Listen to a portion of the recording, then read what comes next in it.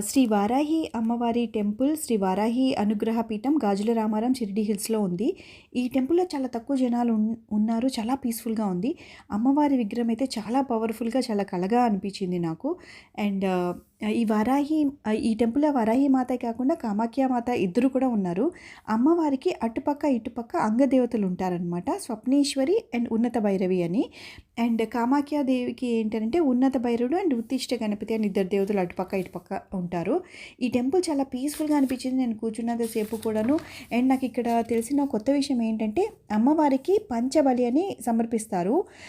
దాని విశిష్టత ఏంటి అనంటే పంచబలి అంటే ఏంటి అనంటే మనం గుమ్మడికాయ, సొరకాయ, నిమ్మకాయ, దోసకాయ, చెరకు ఇవన్నీ సమర్పిస్తారనమాట. గుమ్మడికాయ సమర్పించడం వల్ల ఏంటి అనంటే మనకి గృహ దోషాలు, నరదిష్టి అట్లాంటివన్నీ పోతాయి. సొరకాయ వల్ల ఏంటంటే పితృశాపాలు, పితృదోషాలు, దోషాలు మొదలగునవన్నీ కూడా తొలగిపోతాయట.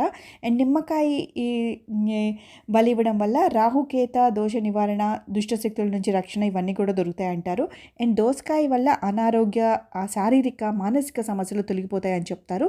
చెరుకు వల్ల లక్ష్మీ కటాక్ష సిద్ధి కలుగుతుందని చెప్తారు. ఈ టెంపుల్ అయితే చాలా చాలా ప్రశాంతంగా ఉందండి. నాకైతే తెలియదు ఇప్పటివరకు ఈ టెంపుల్ ఇక్కడ ఉందని.